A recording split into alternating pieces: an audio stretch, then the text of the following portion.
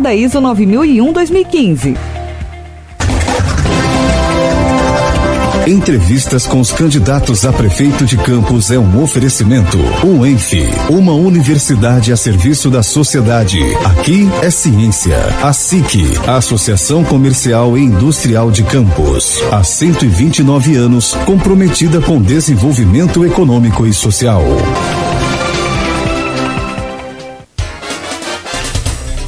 8h18, de volta com Folha no Ar, primeira edição.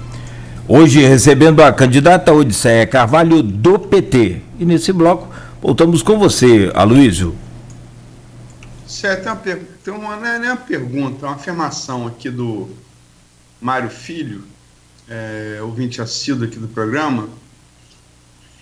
Bom dia, Odisseia representa a esquerda antiga de Campos e a nova esquerda está com Natália.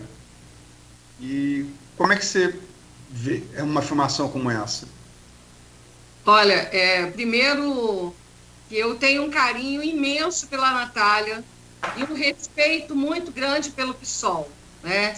Eu acho que essa ideia de esquerda antiga, esquerda nova, não procede. No Rio de Janeiro, o Marcelo Freixo, quem eu amo de paixão, tenho o maior respeito pela grande liderança que o Marcelo Freixo nós estávamos para ser a vice no Rio de Janeiro. E olha que a Benedita foi governadora, senadora, deputada federal, ou seja, o PT se despojou de todas as vaidades possíveis para ser vice de um candidato que, na época, despontava como grande liderança para ganhar a prefeitura do município do Rio de Janeiro. Infelizmente, por questões mais internas do partido, o Marcelo Freixo acabou deixando de ser o candidato. Então, nós precisamos, no Partido dos Trabalhadores e nos outros partidos, as divergências podem existir e devem existir, são salutares, mas essas divergências não podem interferir, né, no processo eleitoral. No município de Campos, nós tentamos por 3 vezes fazermos as alianças para que a gente pudesse ter o PT e o PSOL junto. Infelizmente, não pôde acontecer. E é natural que o PSOL no município de Campos se reafirme enquanto partido político, um partido que está se consolidando, né, não só a nível municipal, estadual, como a nível de Brasil, né, das nossas grandes lideranças. O que nós precisamos fazer são os partidos de esquerda estarem unificados. E é isso que a gente precisa. A direita, ela pode brigar entre eles, mas na hora, no momento eleitoral, eles se unem. E é por isso que muitas das vezes a gente vê as eleições serem mais positivas para a direita do que para a esquerda. E no município de Campos, este vai ser um início de consolidação, né, de fusão das nossas esquerdas, né? Tem o Roberto Henriquez, apesar de não ser oriundo efetivo do PCdoB, né? Mas, de qualquer forma, está no PCdoB, que é um partido progressista. Então, nós temos que dialogar e nós teremos o segundo turno. O segundo turno vai ser de diálogo para que a gente possa realmente ter os partidos progressistas de um lado para que a gente possa ganhar e vencer a prefeitura. Mas, Odisseia, você mesmo já colocou aí o que parece, para quem está olhando de fora, um dificultador. Esse fato de a esquerda estar dividida em uma eleição com 11 candidatos, 3 candidatos de partidos genuinamente de esquerda, PCdoB, PT e PSOL, num município que Bolsonaro teve 65% dos votos no segundo turno, não é um dificultador natural para chegar até o segundo? É isso que eu estou falando. Na verdade, a gente deveria ter conseguido esse consenso, né? Mas faltou maturidade, muitas das vezes, para a gente conseguir chegar a esse consenso. Então, e eu acho que é natural e é legítimo, ao mesmo tempo, que os partidos queiram se reafirmar enquanto partidos. Isso é legítimo. Para isso serve o primeiro turno, né? E a gente possa estar unificando as nossas forças no segundo turno. Infelizmente, nós tivemos reuniões, mas nós não conseguimos realizar esta união e essa unificação. O ideal, né, nós estamos falando do ideal, o ideal é que saíssemos unificados, mas infelizmente isso não foi possível. Isso não quer dizer que eu deixe de respeitar de jeito nenhum o partido como a grande liderança que é a Natália, do PSOL e o PCdoB no nosso município. Céia, os 3 sábados, né, anteriores, os 2 sábados antes do último, eu escrevi alguns artigos com base em bastidor, porque o problema da eleição e Copa do Mundo é que todo mundo vira entendedor, né? Na eleição Copa do Mundo, o cara que não sabe nada, começa a dar palpite. Ele tira o zagueiro e bota o ponto esquerdo, abre o time e toma 3 gols. Mas vira torcida, e todo mundo tem opinião para dar. E com base em conhecimento, em fonte de todas as candidaturas, de bastidor, eu escrevi que a disputa estava polarizada entre Vladimir e Caio, com o Bruno ali, né, vindo em terceiro lugar. Logicamente que existem muitas pesquisas também que não estavam registradas, então você não pode falar sobre isso por legislação. Saiu essa semana passada, 2 pesquisas, uma do Instituto Nacional, o Paraná, e outra num instituto um pouco menos conhecido, que é a Virtu, né? A Paraná, com um dado estranho, o contratante foi o próprio instituto, é um dado estranho, não é habitual, e a Virtu contratada por Sérgio Cunha, jornalista que foi secretário de comunicação do governo Rosinha. Então também leva enfim, não vou dizer suspeição, mas é uma coisa também que, enfim. E os dados em relação a Vladimir e Caio, eles são muito parecidos. A diferença básica são os dados dos demais, né? E quando você compara Paraná com a Virtu, né, só da Paraná para a Virtu, só Vladimir cresce, Caio fica estagnado, Bruno Calil cai de 7,2 para 6, Rafael Diniz 6,6 para 2, Natália, que você falou agora há pouco, de 3,4 para 1, você de 3 para 1, Tadeu, estou contigo de 2,9 para 1, isso não é induzida, tá? E Roberto Henrique de 1,1 para menos de 1. Como é que você vê essa discrepância entre os 6 candidatos aí, tirando os 2 da liderança? Na verdade, pesquisas, muitas das vezes, ela, ainda mais por quem faz, né? Ou quem contrata a pesquisa, né? Se fossem órgãos que a gente pudesse estar dizendo sérios, né? Vamos dizer assim, com credibilidade, a gente até poderia fazer essa análise, né? Mas, pelo que a gente está percebendo, isso não tem uma credibilidade suficiente para a gente ver que esses dados são realmente verídicos. É muito mais por quem contrata. Bom, lembrando que nós já tivemos pesquisas, e aí eu não posso deixar de falar isso, pesquisas, por exemplo, com o governador que hoje está aí sofrendo a CPI, né? Que tinha 1,4% e chegou e o Romário, na época, e o outro candidato também que estava lá em cima nas pesquisas, e aí acabou vencendo as eleições. Então, pesquisa é tudo muito indeciso, né? Nós temos hoje, por exemplo, uma candidatura do Vladimir que está com um processo de impugnação. O seu vice, ele não se descompatibilizou no tempo hábil, pelo menos é isso que estão afirmando, e o prazo de colocar um outro vice foi até o dia 26. Então, será que esses votos que vão ser dados ao Vladimir vão valer ou vão estar sendo igual o que aconteceu com Arnaldo Viana, quando estávamos lá em frente ao fórum verificando a votação, que de repente sumiu os votos na tela eleitoral de Arnaldo Viana, né? A questão do Caio também existe, não sei se problemas parecidos como esse, mas também a questão da descompatibilização a tempo também da sua vice, né? Inclusive o que provocou até a saída, de acordo com informações do próprio Beethoven da disputa, né? Porque ele não se descompatibilizou a tempo, né, do processo lá da Petrobras. Então, quer dizer, vamos aguardar o que vai acontecer. Está tudo muito indeciso. Nós temos hoje 45% de pessoas indecisas.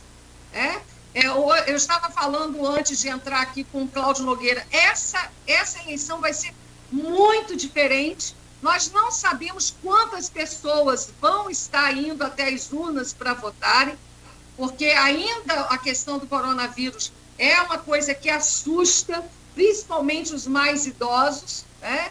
Então, nós temos que ver o que vai acontecer.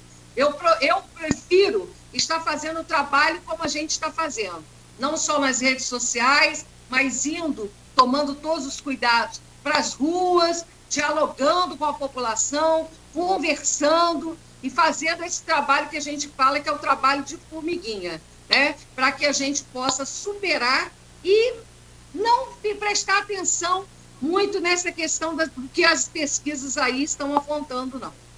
Mas, desculpa, Odisseia, o Paraná é um instituto de... Talvez o Paraná seja nacionalmente, abaixo do Datafolha e Ibope, o instituto mais conhecido, mais conceituado, se tornou muito conhecido na eleição presidencial de 2018. Sim. Ele foi o primeiro que deu, quando o Bolsonaro superou aquele teto de 25, e o primeiro também que registrou a possibilidade matemática dele chegar próximo a algo que pudesse definir a eleição um turno só. As duas coisas, a segunda coisa não se concretizou, mas ele foi o primeiro que deu essa possibilidade de Bolsonaro ultrapassar aquele teto pós-facada de 25, como de fato aconteceu. Depois errou em Campos, por exemplo, apontou Chicão como favorito, né, botou Eduardo Paes como favorito no Rio. Embora a eleição do Witzel no Rio, aquilo ali, a exceção confirma a regra, né? O Datafolha foi o único que chegou que foi uma coisa de uma semana, em mobilização de rede social de pastor evangélico. Exato. É muito difícil pegar.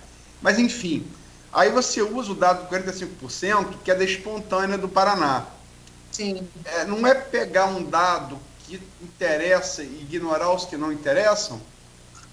Não, eu na verdade não é isso. A verdade é que a gente percebe nas ruas, quando você dialoga, é que é isso mesmo, 45% em torno. Estou falando em torno de 45% de pessoas que não sabem ainda em quem votar. A gente percebe isso andando pelas ruas, conversando com as ruas. Nós queríamos ter recursos para poder tentar fazer uma avaliação, pelo menos interna, no nosso município, mas a gente ainda não tem esse recurso. Mas, infelizmente, o que a gente percebe é que estatísticas, né, mesmo tendo conceituação ou acertando em alguns momentos, eles erram. Então, eu não posso, enquanto candidata, é isso que eu quero dizer, deixar claro, eu não posso, enquanto candidata, estar me guiando em cima de pesquisas, senão eu não faço o nosso trabalho. Então, nós temos que fazer o nosso trabalho. Cada candidato tem que focar na sua campanha, fazer o que tem que fazer, que é dialogar com a população, que é em busca dos votos, apresentar as propostas e deixar a população decidir em quem vai votar. Então, em cima disso é que eu quero trabalhar. Odisseia, você colocou numa resposta anterior sobre a RPA que quando você pega um governo, né, uma sucessão, tem ônus e bônus. Eu queria pegar esse exemplo de ônus e bônus para uma questão que tem sido usada muito na sua campanha, que são as imagens do ex-presidente Lula e do ex-candidato a presidente, ex-prefeito de São Paulo, Michel Haddad. Não é uma forma de nacionalizar a disputa, do PT se reafirmar em cidades com mais de 100 mil eleitores? E qual o ônus e qual o bônus disso para uma candidatura, volto a falar, de uma cidade que deu 65% dos votos a Bolsonaro na disputa do segundo turno? Essa é uma excelente pergunta, porque ontem, inclusive, numa live com a juventude, eu estava conversando sobre isso. É uma juventude ligada à religião e também JCI, e também ligada aos empresários. Eles me fizeram uma pergunta semelhante a essa. Em 2016, foi muito difícil fazer campanha no município de Campos, principalmente em todos os lugares, não só na Pedra, como também nos bairros mais populares. E olha que eu trabalho em bairros populares, eu trabalho na área de Guarulhos e Parque Cidade de Luz. E quando eu chegava na época, eles falavam da tal, do tal kit gay, era um discurso certinho, era uma cartilha, da mamadeira de piroca. Então, esse era o discurso que estava, assim, impregnado na cabeça das pessoas. E isso fruto, lógico, que a gente sabe disso, fruto da fake news, do trabalho que as igrejas acabaram abraçando a campanha de Bolsonaro e fazendo. Então, o discurso do antipetismo era ainda muito forte. Nós não éramos xingados na rua, porque eu sou uma professora e querendo ou não, as pessoas conhecem o meu trabalho. Então, havia isso. Havia, em outros lugares onde eu não era conhecida, pessoas que perseguiam, né, na época do vira-voto, saíam perseguindo a gente de moto, sabe? Estimulando o ódio e a violência.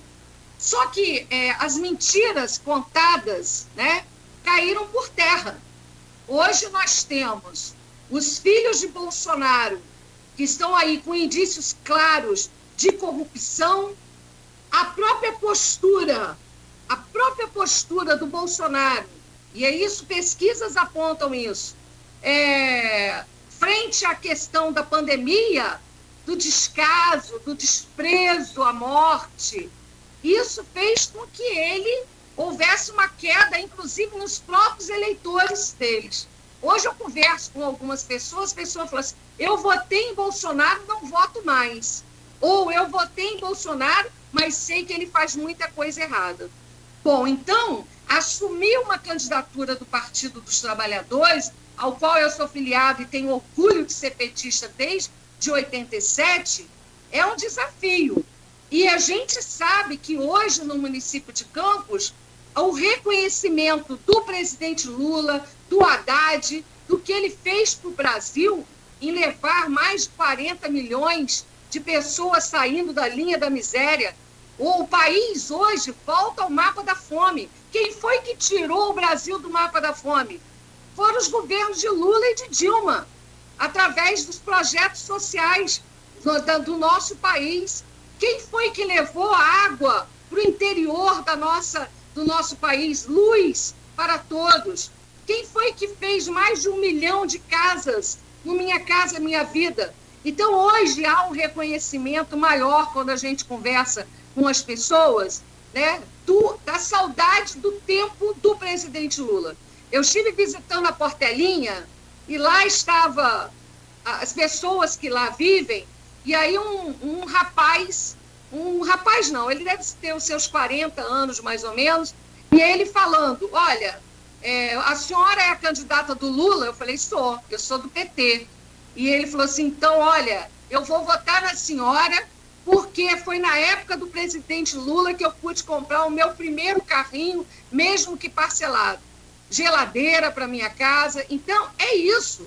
É essa lembrança do que foi o governo Lula e o respeito que foi ele, né? Esse presidente que, no meu entender, foi o melhor. Getúlio Vargas também, não posso deixar de falar, mas o presidente Lula, puxando para o nosso lado, pelo Partido dos Trabalhadores, foi o melhor presidente, ele e Dilma, nos governos, 2 governos. Então, eu não posso deixar de ter orgulho de ser do Partido dos Trabalhadores, e eu tenho certeza que nós, inclusive, sendo a maior bancada, mesmo com o antipetismo, nós somos a maior bancada no Congresso Nacional, a maior bancada. Então, nós vamos continuar na luta e queremos reverter essa situação. E tenho certeza que a população que votou no Bolsonaro em Campos, com certeza já se arrependeu e muito de ter votado nele. Isso para variar, uma briga de foice no escuro danado nos comentários aqui, doida para um lado, antiético para o outro, mas enfim. Tem uma pergunta aqui que o Teseu Bezerra, sim, presidente de Petro, fez aqui, tanto aqui no stream quanto no grupo. É uma pergunta que remete ao tema do bloco anterior, mas vamos a ele. Odisseia, você assinou a carta em defesa da Petrobras proposta pelo Sindipetro NF. O que o prefeito ou prefeita de Campos pode influenciar para que a empresa volte a investir mais na bacia de Campos? Quais seriam os impactos dessa volta de investimento? Primeiro, agradecer ao Teseu, que é um grande companheiro do Sindipetro, né, e a todos os petroleiros e petroleiras que defendem a Petrobras de unhas e dentes, porque essa privatização que está acontecendo, esse fatiamento da nossa grande Petrobras, inclusive reafirmando em relação à questão de que não existem lucros, isso é uma grande mentira. O que hoje o governo Bolsonaro está fazendo com a Petrobras é lamentável, inclusive privatizando as nossas refinarias, em que eram antes, o petróleo era refinado aqui no nosso município, agora refina fora e volta, e não é à toa que volta com o preço que está, né?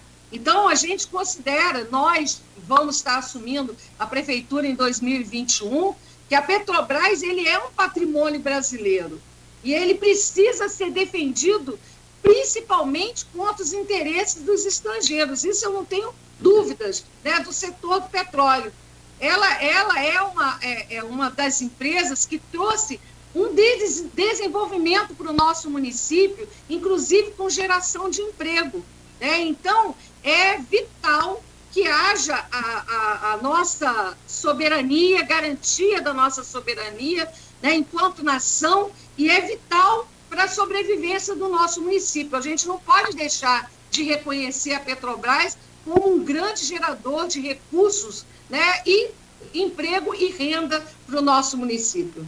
Então, inclusive, eu assinei, né, um dos documentos que é a Petrobras fica, né, por reconhecer de que a vontade da população é de que a Petrobras realmente se restabeleça no nosso município, que continue, que fique, né, devido às necessidades, principalmente sociais e econômicas do Norte Fluminense, não só de Campos, como de toda a área. Então, nós temos que fazer com que a Petrobras seja reconhecida. Houveram alguns casos de corrupção dentro da empresa? Sim, e devem ser punidos. Só que nós não podemos penalizar a empresa e nem os seus trabalhadores e trabalhadoras. A corrupção não se deu dentro, como a gente chama, do CNPJ, né? Nós temos que punir o CPF e não o CNPJ. Ou seja, a empresa que é patrimônio nosso, ela precisa ser mantida e garantida, e nós vamos ter total prioridade para que a Petrobras possa permanecer, ficar e possa dar continuidade ao seu trabalho que ele vem se desenvolvendo, pelo desenvolvimento que vem fazendo aqui da nossa região. Esse bloco dedicado mais à parte política, tem uma pergunta aqui do Robson Lessa, no grupo publicitário, que é relativa ao tema do bloco e passado recente. Vamos lá. Odisseia, lembrando de 2004, quando Marcou era candidato a prefeito pelo PT, como você se sentiria se seus próprios companheiros, em plena campanha eleitoral, fizessem um movimento do tipo: sou PT, voto Feijó? É bom esclarecer essa polêmica. Primeiro que o movimento Sou PT, voto Feijó, foi logo no início da campanha. Havia uma orientação nacional de que no município de Campos o PT se aliasse a Feijó devido às pesquisas, devido à ideia de que nós tínhamos que, naquele momento, unir forças para derrotar, né, o opositor. E, na época, veio, inclusive, representantes da Nacional, da Estadual, para dialogar com o Marcou, e o Marcou realmente manteve a sua candidatura. Então, não foi em plena campanha. O que eu quero dizer é que não foi em plena campanha. Foi logo no início, a gente tentando reverter esse dado e seguindo a orientação nacional. Agora, é importante também reafirmar que nós somos seres humanos e cometemos erros. Eu, com o Marcou, né, o meu querido Marcou, é lamentável o falecimento do Marcou em plena Covid, né? Tive a oportunidade de pessoalmente, não só com ele, mas em uma reunião ampliada, dizer que aquele grupo, e falei em nome do grupo, que nós nos equivocamos, que nós erramos em fazer aquele movimento e que a eleição do Macron foi acertada para que a gente pudesse realmente ter uma representatividade. Então, reconheço que erramos. Na época nós estávamos falecido Lenilson Chaves, Roberto Moraes, tinham lideranças nacionais, na época aqui, deputados federais, vieram também figuras da estadual, com esta intenção de tentar demover a ideia de Macron em relação à aliança com o Feijó. Mas foi a decisão partidária, municipal, e eu entendo que, na época, nós estávamos errados e Macron estava certo. Odisseia, falando ainda nessa questão de política, nós não citamos aqui no ar, mas falamos sobre o debate da Carjopa, que aconteceu recentemente, e falamos isso com a Natália. Parecia ali uma dobradinha clara entre você e a Natália durante o debate. Ela admitiu aqui na entrevista. Eu pergunto para vocês, foi essa dobradinha mesmo e por que fazê-la? Foi sim, a gente conversou antes ali no momento que nós chegamos, porque a gente chegou à conclusão que, primeiro, falar aqui do desrespeito dos candidatos não terem comparecido, né? Tudo bem, o Beethoven, a gente sabe que ele estava com a candidatura, né, aí em processo de impugnação, mas o Vladimir não ir, né, e nem o Caio Viana comparecer, isso eu entendo que foi uma total falta de respeito com os eleitores, né? Até então, eu e a Natália, nós chegamos à conclusão de que se a gente fizesse essa dobradinha, poderia dar a oportunidade da gente apresentar as nossas propostas, as nossas ideias. Nossos programas de governo estão muito semelhantes, lógico que tem algumas diferenças, mas são bem semelhantes, tem mais semelhanças do que divergências. Então, nós fizemos essa dobradinha para poder ter espaço de expor as nossas ideias. E éramos também as únicas mulheres ali, né? Lamentar também o que aconteceu com outro candidato, né? Não quero citar nome aqui, que fala que quem entende de mulher é ginecologista. Além disso, falar que o presidente do partido dele cuida muito bem de mulheres, quer dizer, então nós duas mulheres ali naqueles momentos, nós nos sentimos totalmente desrespeitadas e representando a maioria das mulheres do município de Campos, que também se sentiram desrespeitadas com a argumentação como essa. Então, em determinados momentos, nós precisávamos sim fazer a dobradinha para poder ter espaço garantido de apresentarmos as nossas propostas e também defendermos a nossa categoria enquanto mulher. Odisseia, tem 2 minutos para acabar o bloco. Campanha, além da campanha majoritária, que é a sua, campanha proporcional. O PT tem os nomes Zé Maria, falamos aqui de Teseu, que tem uma história no Sindipetro, né? Tem Gilberto Gomes, que é um jovem muito promissor. Como é que vocês estão vendo a campanha proporcional do PT e a possibilidade de voltar a ter uma cadeira na Câmara? Nós estamos, assim, com muito empenho. Não sabemos como será o processo da questão da legenda, né?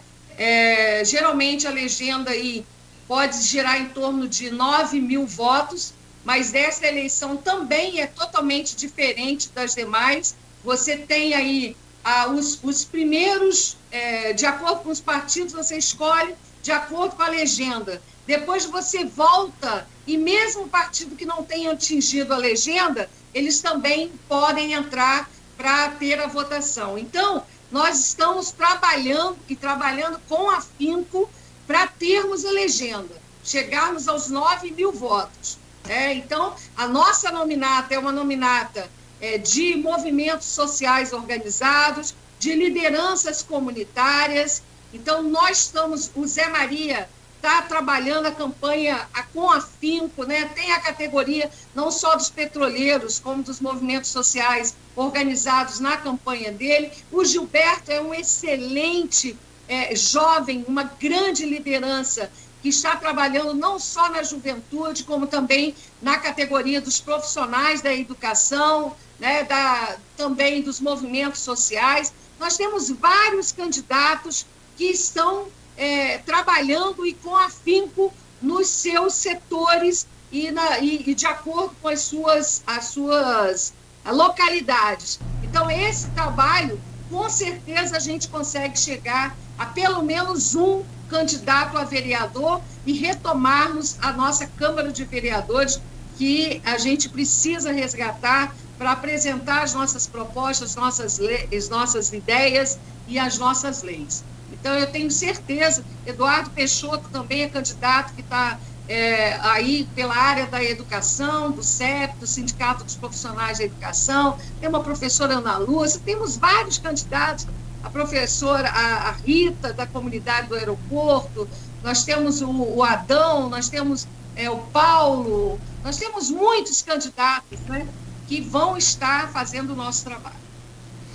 Muito obrigado, candidata. São 8h48, fechamos o segundo bloco e a gente faz um brevíssimo intervalo para fecharmos essa segunda entrevista. É a segunda rodada de entrevistas com os candidatos à Prefeitura de Campos. A gente volta em instantes no oferecimento dos laboratórios Plínio Bacelar e Clínica Proteus.